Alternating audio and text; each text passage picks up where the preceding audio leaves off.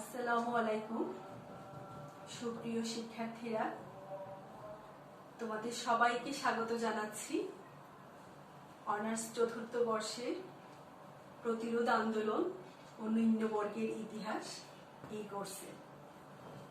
আশা করি সবাই সুস্থ আছো। আজকে আমি তোমাদের সাথে আলোচনা করব সাঁওতাল বিদ্রোহের যে নেতৃত্ব, সাঁওতাল বিদ্রোহের প্রকৃতি, বিদ্রোহ দমনে সরকারি যে তৎপরতা ছিল, তারপর গণহত্যা, সাঁওতাল বিদ্রোহের গুরুত্ব এবং ফলাফল নিয়ে। তার আগে আমরা একটু পূর্বের ক্লাসের আলোচনা একটু মনে করে নিই। সংক্ষেপে আমরা দেখে নেই যে সাঁওতাল বিদ্রোহ কি ছিল এবং সাঁওতাল বিদ্রোহের কারণগুলো কি ছিল। সুপ্রিয় শিক্ষার্থীরা, তোমরা জানো সাঁওতাল বিদ্রোহ 1855 থেকে 1857 পর্যন্ত স্থায়ী হয়েছিল। এই বিদ্রোহে সাঁওতাল জনগোষ্ঠী নেতৃত্ব দিয়েছিল, কিন্তু শুধুমাত্র সাঁওতালরাই এই বিদ্রোহে অংশগ্রহণ করেনি। সাঁওতাল বিদ্রোহে অংশগ্রহণ করেছিল অসংখ্য তেলি, ডোম, তারপর নির্যাতিত দরিদ্র মুসলমান, নির্যাতিত হিন্দু, এরা সবাই মিলে এই সাঁওতাল বিদ্রোহ সংগঠিত হয়েছিল।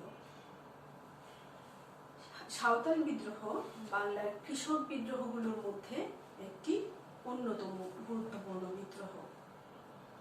এই বিদ্রোহ শুরু হয়েছিল মহাজন এবং তার যে দালালরা ছিল তাদের অত্যাচার এবং শোষণের বিরুদ্ধে, শোষণের হাত থেকে মুক্তির জন্য, অর্থনৈতিক মুক্তির লক্ষ্যে এই সাঁওতাল বিদ্রোহ শুরু হয়েছিল। কিন্তু পরবর্তীতে তা একটি স্বাধীন সাঁওতাল রাজ্য প্রতিষ্ঠার সংগ্রামে এটা রূপান্তরিত হয়েছিল।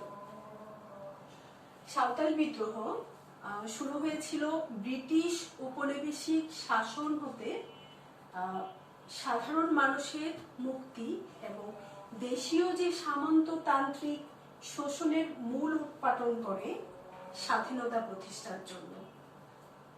এর চেতনা এবং পরিধির দিক যদি আমরা দেখি, তাহলে এটি ছিল উপনিবেশিক শাসনের বিরোধিতায় স্বকীয় নেতৃত্বে পরিচালিত একটি জাতীয় সংগ্রাম।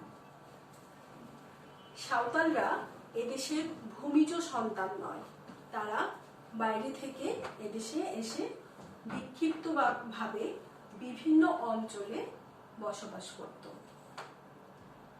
1833 সালে ব্রিটিশ সরকার তাদের নির্বিঘ্নে বসবাসের জন্য তাদেরকে একটি নির্দিষ্ট অঞ্চল ঠিক করে দেয়।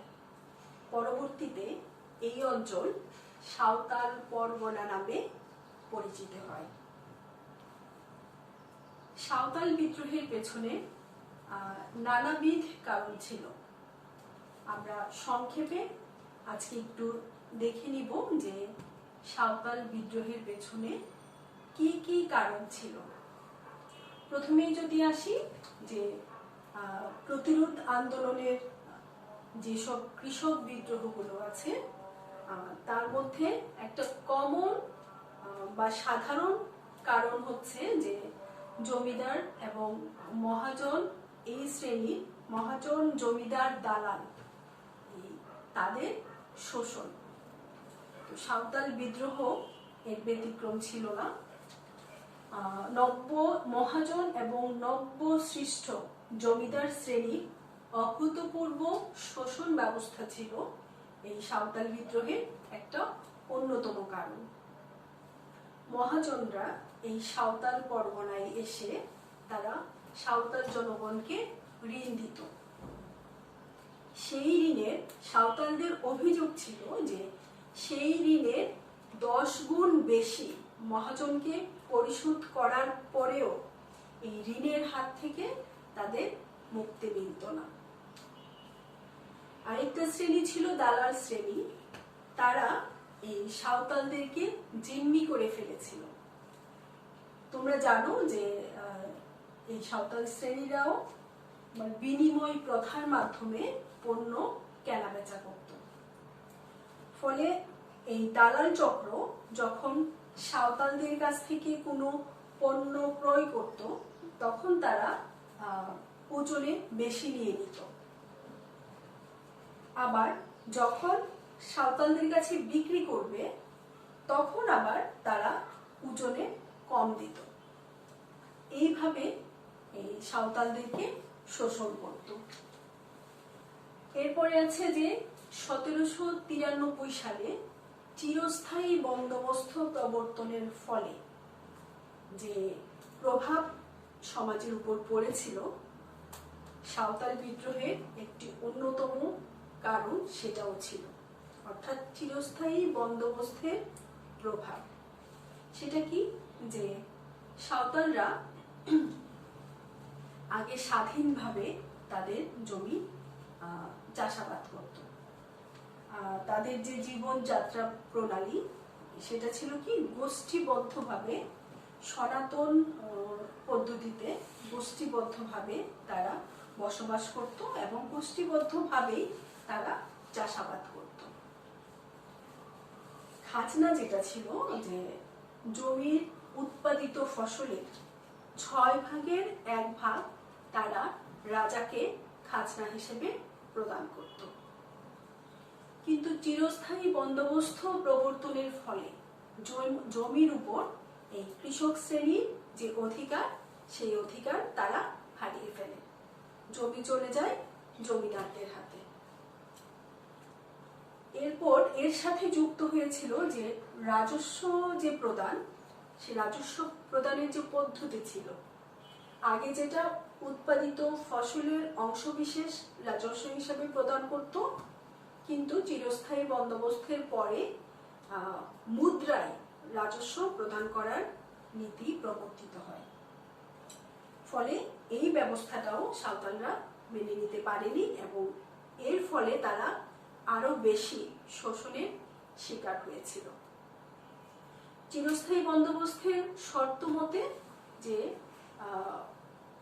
জমিদারির খাজনা বছর বছর বৃদ্ধি পাবে না, অর্থাৎ জমিদারির খাজনাটা নির্দিষ্ট থাকবে, কিন্তু ওই অঞ্চলের জমিদার ইচ্ছে করলে অনাবাদী যে ভূমিগুলো আছে সেই ভূমিগুলোকে চাষের আওতায় এনে সেখানে চাষাবাদ করে তারা অধিক উপার্জন করতে পারবে এবং এজন্য জমির রাজস্ব বা খাজনা কিন্তু বৃদ্ধি পাবে না।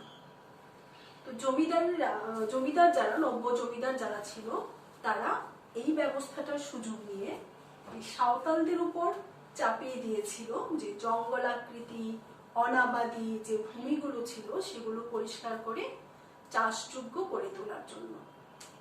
সাঁওতালরা যখন এই ভূমিগুলোকে চাষের আওতায় নিয়ে আসলো, ফসল উৎপাদন হতে শুরু হলো, তখন এই জমিদাররা সেই ভূমি থেকে সাঁওতালদেরকে উচ্ছেদ করে দিল এবং তারা নতুন লোকের কাছে এই ভূমির বন্দোবস্ত করে দিল। ফলে ভূমির প্রতি সাঁওতালদের যে মায়া মমত্ববোধ, সেটাও এই বিদ্রোহের একটা কারণ ছিল।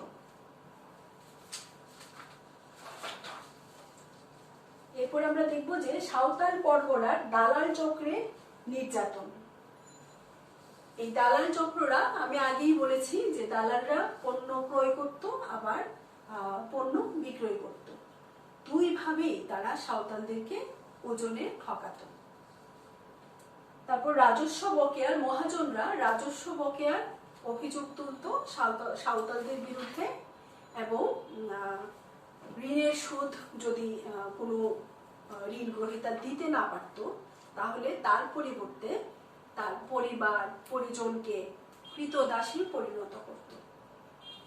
ফলে তাদের উপর অমানসিক আসলে নির্যাতন চলত।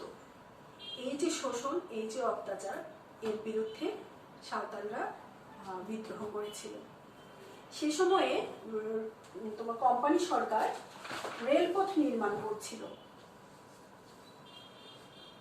অবিভক্ত বাংলায় তখন রেলপথ নির্মাণের কাজ শুরু হয়েছিল এবং এর সাথে যেসব কর্মচারী এবং ইঞ্জিনিয়ার যারা যুক্ত ছিল তারা প্রায়ই সাঁওতাল পরগনায় হানা দিত এবং তাদের যে গৃহপালিত পশুগুলো ছিল, তারপর হচ্ছে এগুলো তারা ধরে এনে ভক্ষণ করত।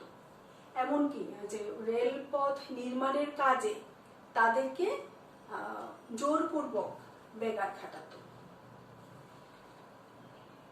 এমনকি শেষে দেখা যায় যে ওই ইঞ্জিনিয়ার এবং রেলের সাথে, রেল পথ তৈরির সাথে সম্পৃক্ত যারা ইয়েরা ছিল, কর্মচারীরা ছিল, তারা সেই অঞ্চলে সাঁওতাল পরগনাতে হানা দিয়ে সাঁওতাল মহিলা যারা ছিল তাদের উপর পাশবিক নির্যাতন চালিয়েছিল এবং কিছু সাঁওতালকে তারা হত্যাও করেছিল।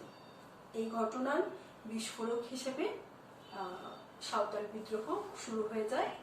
এই পরিস্থিতিতে ধনী বা সচ্ছল যে সাঁওতালরা ছিল তারা ঠিক করেছিল যে তারা আর সাঁওতাল এলাকায় মহাজনদেরকে ব্যবসা করতে দিবে না।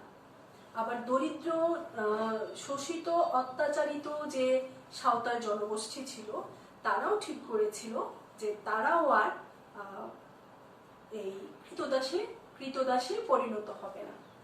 এই অবস্থার সুযোগ নিয়ে চুনামাঝির 4 ছেলে সিধু, কানু, চাঁদ, ভৈরব এবং ফুলমণি তারা এই বিদ্রোহের ডাক দিয়েছিল।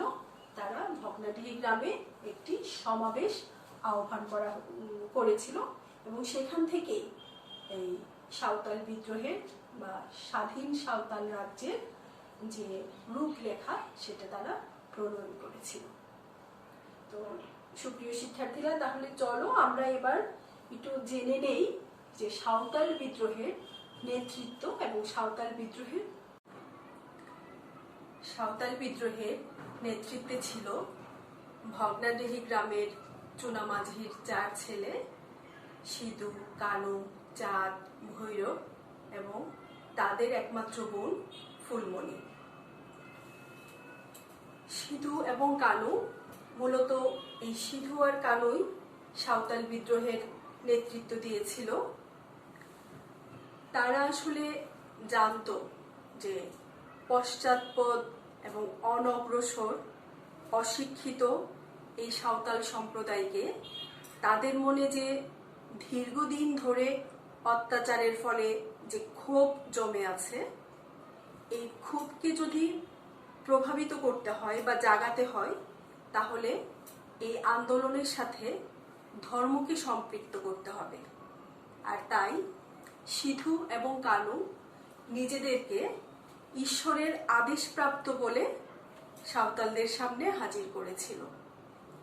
ফলে খুব দ্রুততম সময়ে সাঁওতালরা এই বিদ্রোহে সক্রিয় হয়েছিল।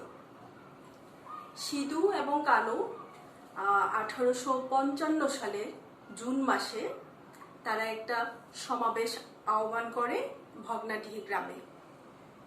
সেই সমাবেশে ভগ্নাডিহি গ্রামের চারপাশে প্রায় 400 গ্রামের লোকজন, মানে সংখ্যায় যদি আমরা বলি প্রায় 10,000 জনগণ, মানে সাঁওতাল জনগণ সেই সমাবেশে সমবেত হয়েছিল। সেই সমাবেশে সিধু এবং কানু আসলে প্রকৃতপক্ষে ভবিষ্যৎ স্বাধীন সাঁওতাল রাজ্যের সামাজিক, রাজনৈতিক এবং অর্থনৈতিক রূপরেখা প্রণয়ন করেছিল। অতি অল্প সময়ে এই 10,000 লোকের যে সমাবেশ, সেটা আসলে সম্ভব হয়েছিল ধর্মকে সম্পৃক্ত করার ফলেই। আর তোমাদের নিশ্চয় মনে আছে যে W.H. হান্টার তার annals of the rural Bengal গ্রন্থে একটি কথা উল্লেখ করেছিলেন। সেটা কি ছিল, আমি বোর্ডে লাগানো আছে। সেটা ছিল যে স্বর্গ থেকে 2 ভাইকে একটি পবিত্র গ্রন্থ পাঠানো হয়েছিল এবং কাগজের টুকরোর বৃষ্টি হয়েছিল। এই কাগজের টুকরো সমগ্র সাঁওতাল অঞ্চলে ছড়িয়ে পড়েছিল এবং তাতে লেখা ছিল, যদি ঈশ্বরের অভিশাপ থেকে বাঁচতে চাও তাহলে এই কাগজের টুকরো পার্শ্ববর্তী গ্রামে পৌঁছে দাও। ফলে সমগ্র সাঁওতাল পরগনা জুড়ে একটা আলোড়ন তৈরি হয়েছিল এবং এর ফলেই কিন্তু এই ভগ্নাডিহি গ্রামের 1855 সালের জুন মাসে যে সম্মেলন আহ্বান করেছিল সেখানে 10,000 সাঁওতাল সমবেত হয়েছিল।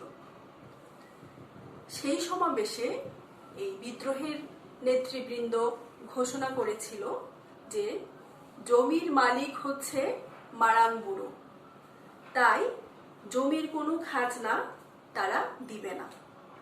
সেখানে তারা আরো বলেছিল যে চিরন্তন সনাতন পদ্ধতিতে তাদের জীবনযাত্রা পরিচালিত হবে। জমির মহাজনী যে ঋণ ছিল, হ্যাঁ, সেই মহাজনী ঋণ তারা বাতিল করে দিল, ঋণের সুদ মওকুফ করা হলো। আরো বলা হয়েছিল যে যদি খাজনা দিতে হয় তাহলে তা দেওয়া হবে রাজাকে, কোনো জমিদারকে সাঁওতালরা কোনো প্রকার খাজনা প্রদান করবে না।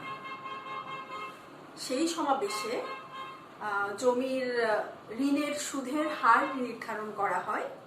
বলা হয় যে 1 টাকার বার্ষিক সুদ হবে 1 পয়সা এবং ভূমির যে খাজনা সেটাও সেই সমাবেশে নির্ধারণ করে বলা হয়।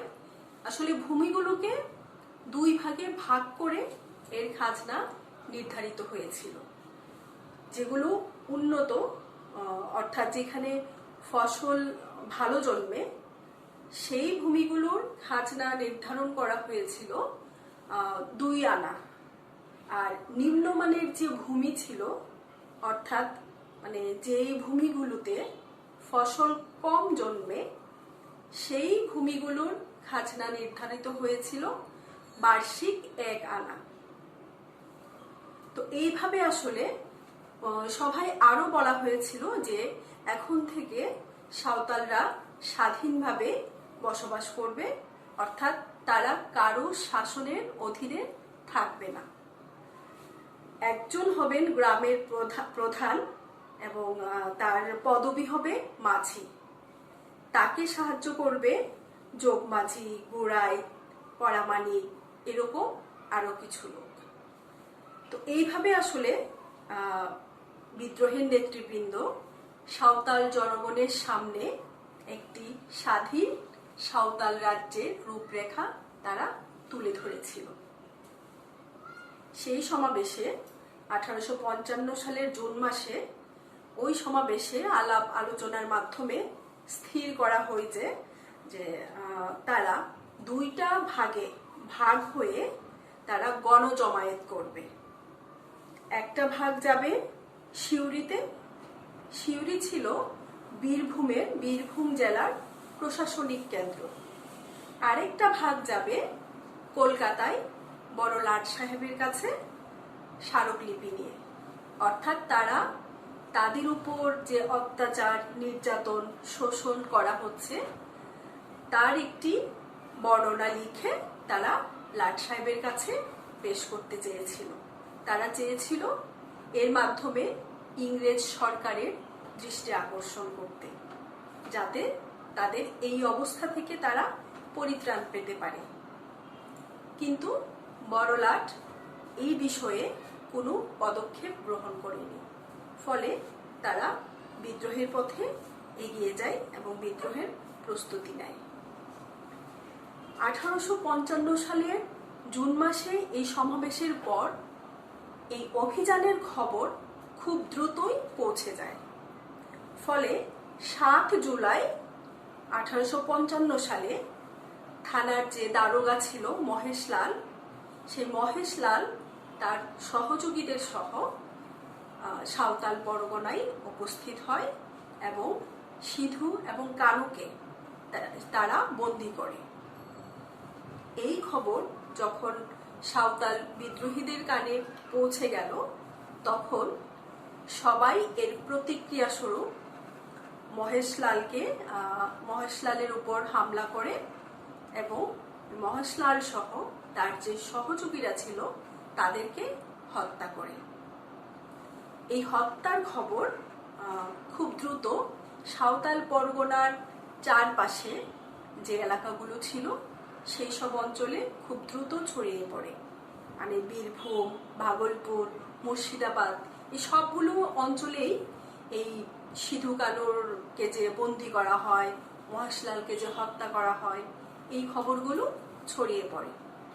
ছড়িয়ে পড়ার পর দেখা যায় যে সাঁওতাল বিদ্রোহীদেরকে সাধারণ জনগোষ্ঠী যারা এই বিদ্রোহের অংশীদার ছিল না তারাও এই সাঁওতাল বিদ্রোহকে বা এই বিদ্রোহটাকে সমর্থন করছে।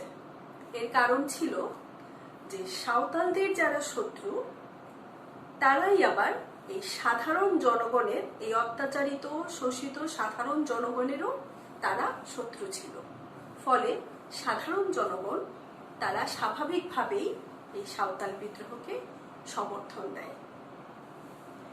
বিদ্রোহীদের এই যে সংঘবদ্ধ আক্রমণ এবং বিদ্রোহীদের প্রতি সাধারণ জনগণের যে সমর্থন, এটা দেখে ভীত সন্ত্রস্ত হয়ে পড়ে দালাল, মহাজন এবং জমিদাররা।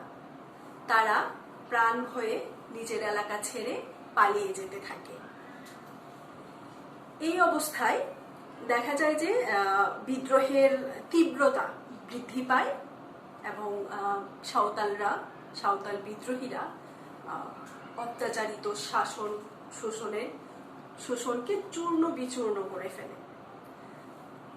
সাঁওতাল পরগনার প্রায় ৮০ মাইল এলাকা জুড়ে নিয়মিত যে ১২০০ ইংরেজ সেনা ছিল তাদেরকে আর কোথাও চোখে পড়ে না। এই অবস্থায় সাঁওতালরা ইংরেজদের যে ঘাঁটিগুলো ছিল এবং ইংরেজদের যে নীলকুঠি ছিল সেগুলোকে লুণ্ঠন করে এবং এগুলোকে আগুনে জ্বালিয়ে দেয়। ফলে দেখা যায় যে যারা কর্মচারী ছিল, যে পুলিশ, তারপর ডাক হরকরা, চৌকিদার, জমিদার, তারা চাকরি ছেড়ে এরা পালিয়ে চলে যায়। স্মরণকালে ইংরেজ সরকার এত ভয়াবহ পরিস্থিতির আর সম্মুখীন হয়নি। এই অবস্থায় তারা বড়লাটের শরণাপন্ন হন এবং সে সময় বড়লাট ছিল লর্ড ডালহৌসি। তখন এই লর্ড ডালহৌসির নির্দেশনায় এই সাঁওতাল অঞ্চলে তখন হচ্ছে যে মার্শাল ল জারি করা হয়, অর্থাৎ এই অঞ্চলটাকে সামরিক শাসনাধীনে নিয়ে আসা হয় এবং তাদেরকে মানে সাঁওতালদেরকে, বিদ্রোহীদেরকে আত্মসমর্পণের জন্য আহ্বান জানানো হয়, কিন্তু বিদ্রোহীরা তা প্রত্যাখ্যান করে। এরই মধ্যে এই অবস্থা যখন চলছে তখন এই সাঁওতাল বিদ্রোহের যে মূল নেতা ছিল সিধু চরমপত্র রচনা করে। সেই চরমপত্রে দৃঢ়ভাবে স্বাধীন সাঁওতাল রাজ্য প্রতিষ্ঠার কথা ব্যক্ত করা হয় এবং সেই চরমপত্র কয়েকজন বিদ্রোহীদের মাধ্যমে সেটা ইংরেজ সরকার, তারপর কমিশনার, তারপর ম্যাজিস্ট্রেট, পুলিশ, এমনকি কিছু কিছু জমিদার, তাদের কাছেও এই চরমপত্র পৌঁছে দেওয়া হয়। ফলে তাদের মনে কিন্তু আরো বেশি আতঙ্ক কাজ করে। এই অবস্থায় পরিস্থিতি নিয়ন্ত্রণের জন্য বড়লাট এই সমগ্র সাঁওতাল অধ্যুষিত এলাকায় মার্শাল ল জারি করে এবং সাঁওতাল বিদ্রোহীদেরকে আহ্বান জানাতে থাকে আত্মসমর্পণ করার জন্য। কিন্তু সাঁওতালরা তা প্রত্যাখ্যান করে এবং তারা আন্দোলন আরো তীব্র থেকে তীব্রতর করতে থাকে। এই পরিস্থিতি দেখা যায় যে সাঁওতাল বিদ্রোহ দাবানলের মতো চারপাশে ছড়িয়ে পড়ে এবং একটা বিস্তীর্ণ পার্বত্য এলাকা বড়িও হতে কোহেলপুর পর্যন্ত সাঁওতাল বিদ্রোহীরা দখল করে ফেলে। এরপর তারা ভাগলপুর এবং রাজমহলের দিকে অগ্রসর হয় এবং ভাগলপুর এবং রাজমহলের মধ্যবর্তী যে অঞ্চল, সেই অঞ্চল বিদ্রোহীরা দখল করে এবং দখল করার পর সেখানকার যে ডাক ব্যবস্থা এবং যে রেল যোগাযোগ ব্যবস্থা সেগুলো বিচ্ছিন্ন করে দেয়। এই অবস্থায় দেখা যায় যে সাঁওতালরা ইংরেজ বাহিনীর বিরুদ্ধে, মানে ইংরেজদের বিরুদ্ধে বীর দর্পে এগিয়ে যেতে থাকে।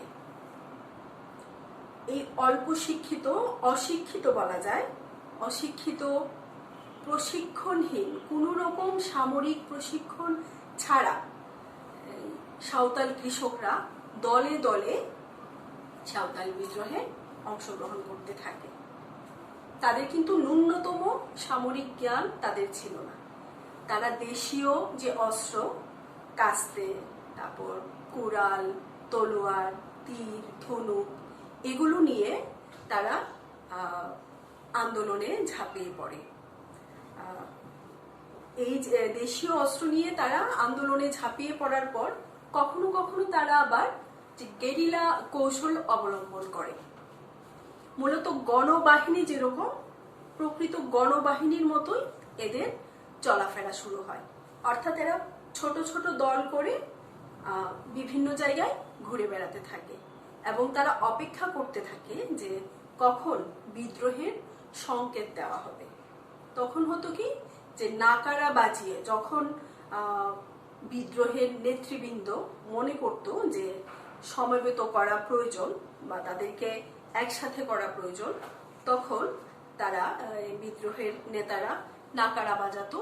সেই নাকারার আওয়াজ শুনে এই ছোট ছোট দলে বিভক্ত হওয়া সাঁওতাল বিদ্রোহীরা মুহূর্তের মধ্যে একটা স্থানে জড়ো হয়ে যেত এবং সুশৃঙ্খলভাবে তারা এই কাজটা করত। এর ফলে দেখা যায় কি, যে তারা যে শুধুমাত্র মানে গেরিলা কৌশলের মাধ্যমে বিদ্রোহ শুরু করেছিল তা কিন্তু নয়। এরা পরোয়ানা জারি করে, যে জানিয়ে শুনিয়ে, তারপর দোল মাদল বাজিয়ে, মাঝে মাঝে নিজেদের মধ্যে ইস্তেহার বিলি করে তারা কিন্তু প্রকাশ্যে অভিযানে বের হতো। এভাবে এই সাঁওতাল বিদ্রোহীরা সমগ্র এলাকা জুড়ে, গ্রাম থেকে গ্রামান্তরে এই বিদ্রোহের স্ফুলিঙ্গ ছড়িয়ে দিয়েছিল।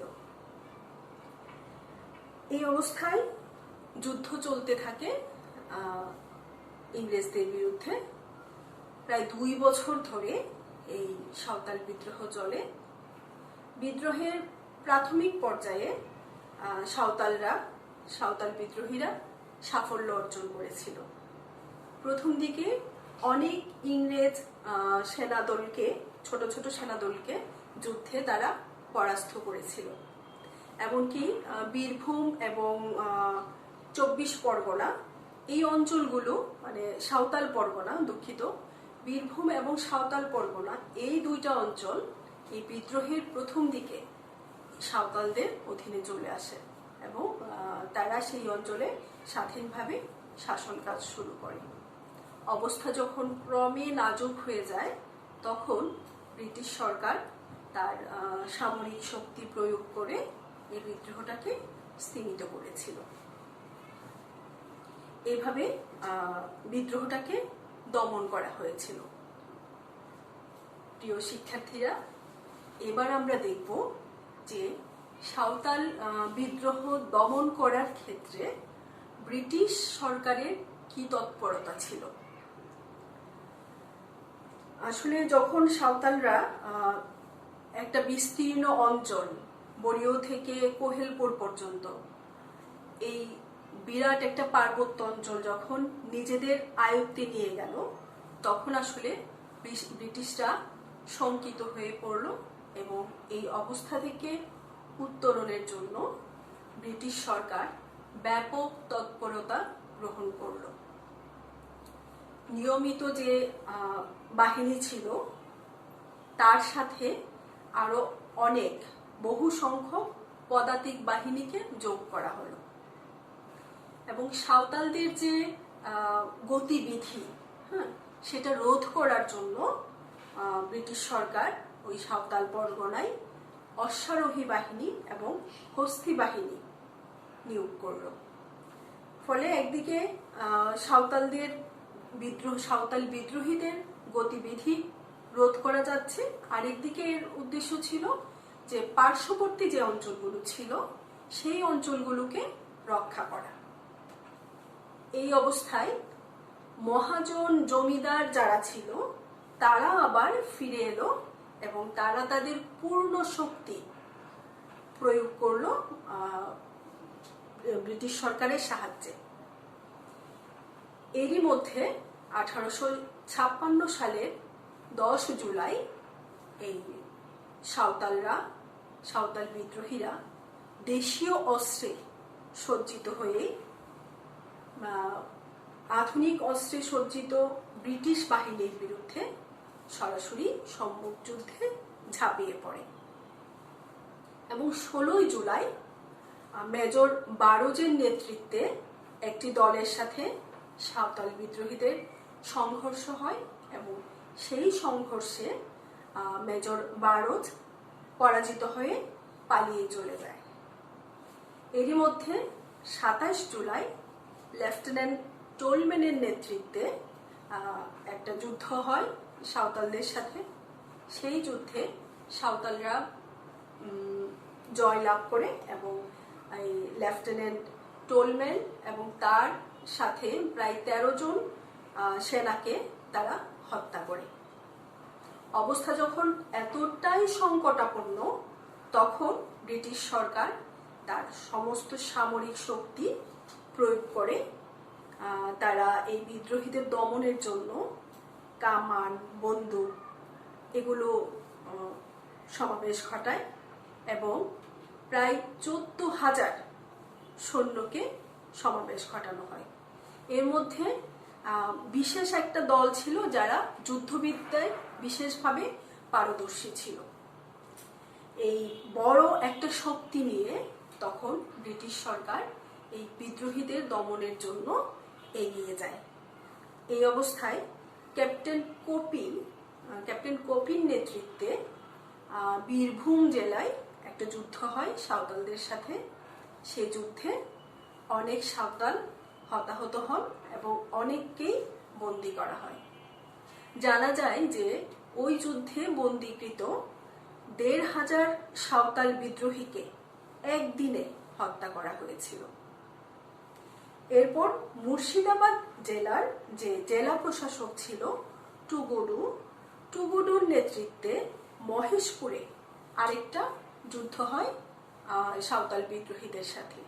সেই যুদ্ধে সিধু কানু সহ প্রায় 200 সাঁওতাল বিদ্রোহী আহত হন মারাত্মকভাবে।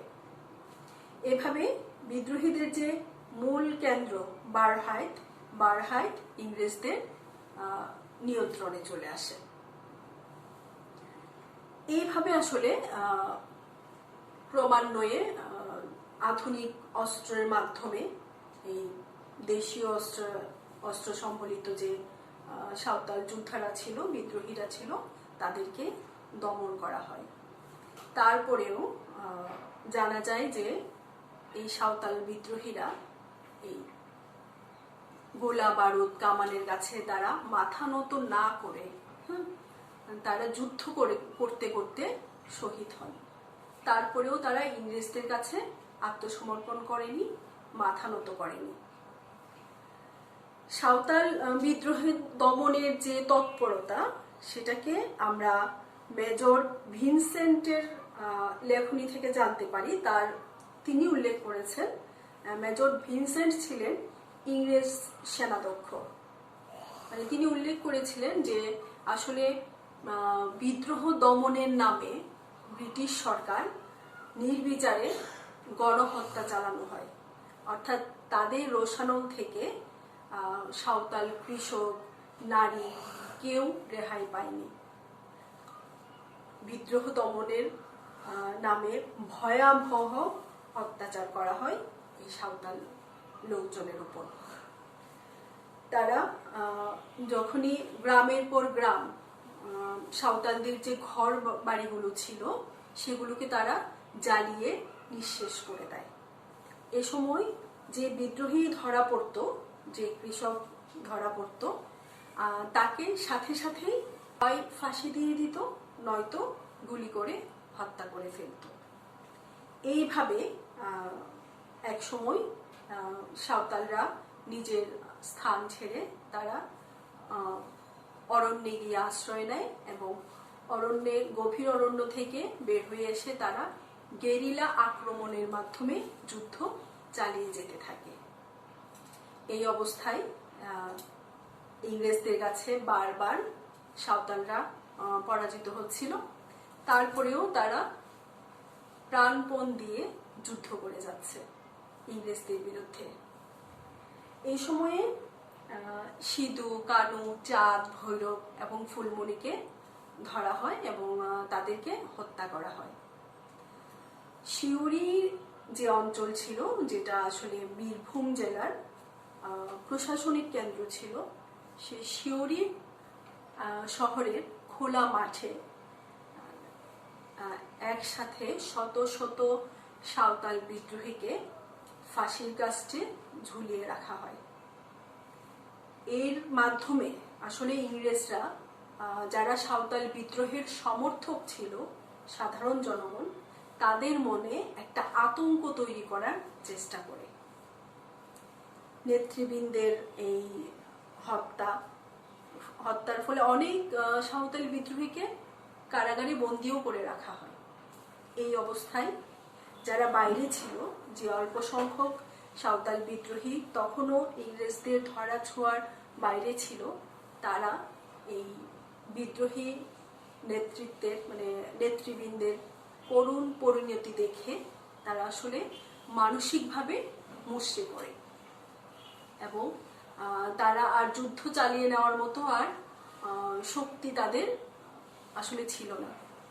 এই অবস্থায় এই সাঁওতাল বিদ্রোহীরা আত্মসমর্পণ না করে তারা নিজের জীবন বাঁচানোর জন্য গভীর অরণ্যে গিয়ে আশ্রয় নেয়।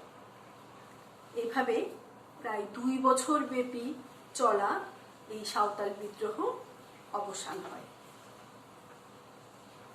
সুপ্রিয় শিক্ষার্থীরা, আমরা এবার একটু দেখে নিব যে সাঁওতাল বিদ্রোহের গুরুত্ব এবং তাৎপর্য কি ছিল। সাঁওতাল বিদ্রোহ বাংলার কৃষক বিরোধী কৃষক বিদ্রোহের মধ্যে একটি অন্যতম গুরুত্বপূর্ণ বিদ্রোহ। এটা শুধু যে গুরুত্বপূর্ণ তা নয়, এই সাঁওতাল বিদ্রোহকে আসলে আমরা যুগান্তকারী বিদ্রোহ বলতে পারি। সাঁওতালরা 2 বছর ধরে প্রশিক্ষিত আধুনিক অস্ত্রে সজ্জিত ইংরেজ বাহিনীর বিরুদ্ধে তারা যুদ্ধ চালিয়ে গিয়েছিল এবং আমরা যদি সাঁওতাল বিদ্রোহের প্রাথমিক অবস্থাটা দেখি, যে তখন কিন্তু তারা ছোট ছোট অনেকগুলো যুদ্ধে ইংরেজ বাহিনীকে পরাজিত করেছিল। তারা রাঢ় থেকে রাজমহল পর্যন্ত একটা বিস্তীর্ণ অঞ্চল নিজেদের আয়ত্তে নিয়ে আসতে সক্ষম হয়েছিল। তাদের যে অস্ত্র, তাদের কাছে কিন্তু কোনো উন্নত অস্ত্র ছিল না। একেবারে দেশীয় অস্ত্র নিয়ে অশিক্ষিত, সামরিক জ্ঞানহীন সাঁওতাল কৃষকরা এই শক্তিশালী ইংরেজ বাহিনীর বিরুদ্ধে যুদ্ধ করেছিল। এই যুদ্ধে সাঁওতালরা যদিও হেরে যায়, পরাজিত হয়, কিন্তু তারপরেও তারা কিন্তু আত্মসমর্পণ করেনি। এই যে একটা শিক্ষা, এই শিক্ষাটা পরবর্তী যে আন্দোলনগুলো ছিল সেই আন্দোলনগুলোকে প্রভাবিত করেছিল, এই কথা আমরা নিঃসন্দেহে বলতে পারি। তো সাঁওতাল বিদ্রোহ ছিল আসলে একটা কি বলা যায়, যে নেই সঙ্গত বিদ্রোহের একটা উদাহরণ। যে সাঁওতাল বিদ্রোহ জনগণের মনে এক বিশেষ চেতনার জাগ্রত করেছিল। সেই চেতনাটা কি? জনগণরা বুঝতে সক্ষম হয়েছিল যে শাসক গোষ্ঠী যতই শক্তিশালী হোক না কেন তার বিরুদ্ধে অবস্থান নেওয়া যায়, মানে বিদ্রোহ করা যায়। এই সাঁওতাল বিদ্রোহের যে চেতনা সেটা শুধুমাত্র ইউরোপীয় ব্রিটিশদেরকে না, আমাদের এদেশীয় যারা ছিল তাদের মনেও কিন্তু একটা বিরাট পরিবর্তন নিয়ে এসেছিল। ব্রিটিশরা বুঝতে সক্ষম হয়েছিল যে আসলে সাঁওতালদেরকে আলাদা করে রাখাই যুক্তিসঙ্গত হবে। সেজন্য ব্রিটিশ সরকার সাঁওতাল পরগনাকে স্বতন্ত্র জেলা হিসেবে ঘোষণা করে এবং এই সাঁওতাল পরগনার শাসনভার অর্পিত হয় একজন ডেপুটি কমিশনারের হাতে। সাঁওতালদের যে অঞ্চল, সাঁওতালদের যে এলাকা, সেই এলাকাকে সংরক্ষিত এলাকা হিসেবে ঘোষণা করা হয়। অর্থাৎ সাধারণ জনগণ সেখানে প্রবেশ করতে পারবে না। শুধুমাত্র ইউরোপীয় যে মিশনারিগুলো ছিল শুধুমাত্র তারা এই সাঁওতাল পরগনায় যেতে পারত। দুর্নীতিপরায়ণ যে পুলিশরা ছিল সেই পুলিশ দলকে সেখান থেকে অব্যাহতি দেওয়া হয়। সাঁওতাল পরগনার জন্য একটা নতুন আদালত স্থাপন করা হয়। এছাড়াও সেই এলাকায় সাঁওতাল পরগনায় বাঙালি যে মহাজনরা ছিল তাদেরকে, তাদের বসবাসকে নিষিদ্ধ করা হয়। এভাবে তাদেরকে, সাঁওতালদেরকে উপজাতি হিসেবে স্বীকৃতি দেওয়া হয়। এভাবে ব্রিটিশ সরকার সাঁওতাল অঞ্চলে শান্তি স্থাপনের উদ্যোগ গ্রহণ করে। তো এই ছিল আসলে আমাদের সাঁওতাল বিদ্রোহ। সুপ্রিয় শিক্ষার্থীরা, আগামী ক্লাসে আবার তোমাদের সাথে দেখা হবে। তোমরা সবাই বাড়িতে থাকবে, নিরাপদে থাকবে এবং ভালো থাকবে।